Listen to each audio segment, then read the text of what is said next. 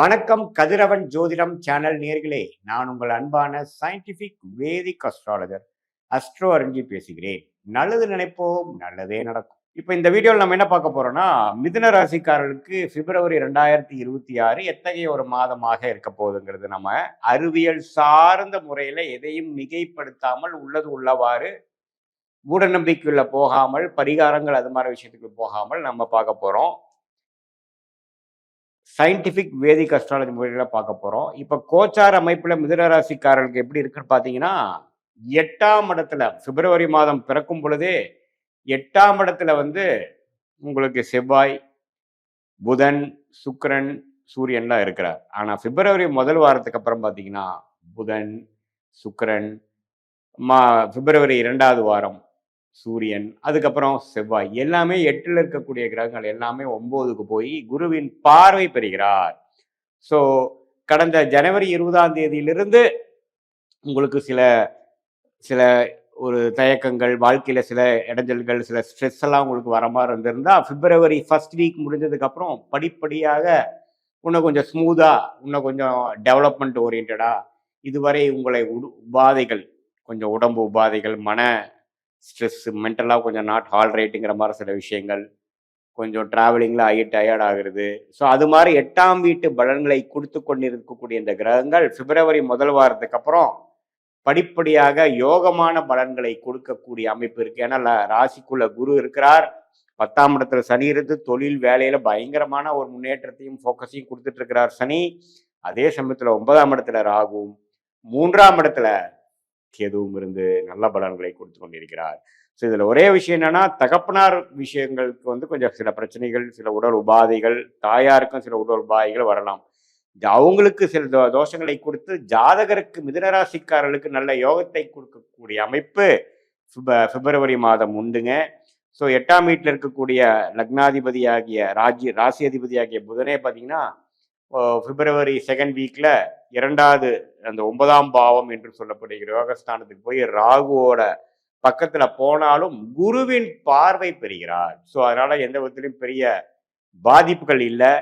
So பிப்ரவரி கடைசி 2 வாரத்துல சில சில அசௌரியங்கள் மிதுனராசிக்காரர்களுக்கு நடந்திருந்தாலும் படிப்படியாக பிப்ரவரி மாதம் வந்து நல்ல ஒரு பலன்களை கொடுக்கக்கூடிய அமைப்பு. கடந்த 6 மாசமாவே தொழில் மேன்மை, உத்தியோக மேன்மை பெறக்கூடிய அமைப்பு கொடுத்துட்டு இருக்கிறார் மிதுன ராசிக்காரர்களுக்கு. ஏன்னா மிதுனம் வந்து 10ஆம் இடத்துல சனி இருக்கிறது பார்த்தீங்கன்னா, என்னதான் சில பெற்றோர்கள் ரிலேட்டடான விஷயத்துல சங்கடங்களை கொடுத்தாலும் தொழில் வேலையில வந்து முன்னேற்றத்தை கொடுக்கக்கூடிய அமைப்புகள் கண்டிப்பாக உண்டு.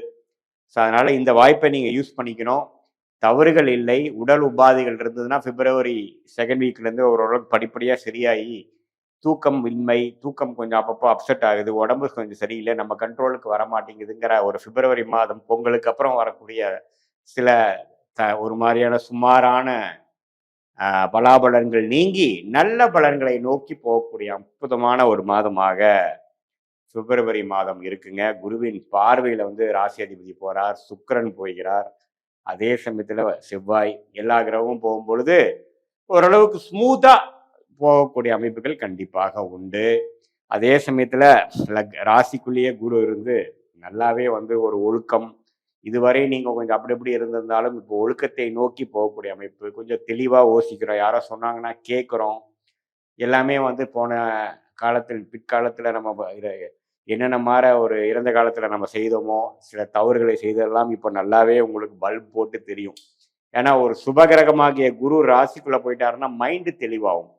நம்ம முதல்ல இருந்த கொஞ்சம் லேசியான ஹேபிட்ஸு, தேவையில்லாத ஒரு பழக்க வழக்கங்கள்லாம் நீங்கி ஓரளவுக்கு தெளிவை நோக்கி போய்கொண்டிருக்கக்கூடிய மிதுன ராசிக்காரர்கள் பிப்ரவரி மாதம் மேலும் சில மேன்மைகளும் சில யோகங்களும் பெற்று சில வண்டி வாகனம் வாங்குறது, சில இடங்கள் வாங்குறது, சில ஒரு இடத்தை கொடுத்து இன்னொரு இடம் வாங்குறது,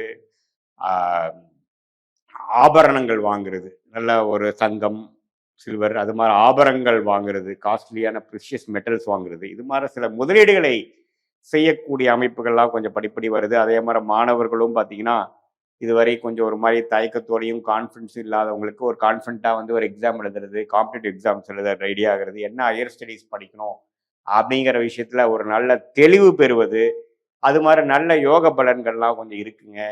அதே சமயத்தில் சுக்கிரனை குரு பார்க்கறதுனால இந்த மீடியா துறையில் கலைத்துறையில் இருக்கிறவங்களுக்கெல்லாம் கொஞ்சம் நல்ல முன்னேற்றங்கள் உண்டு. கொஞ்சம் இதுவரை கொஞ்சம் அலைச்சல்கள் நிறைய டிராவலிங் வீண் செலவுகள்லாம் போயிட்டு இருக்கிறவங்களுக்கு இப்போ கொஞ்சம் நிம்மதி பெருமூச்சு பெறக்கூடிய ஒரு நல்ல அமைப்புகள் உண்டு.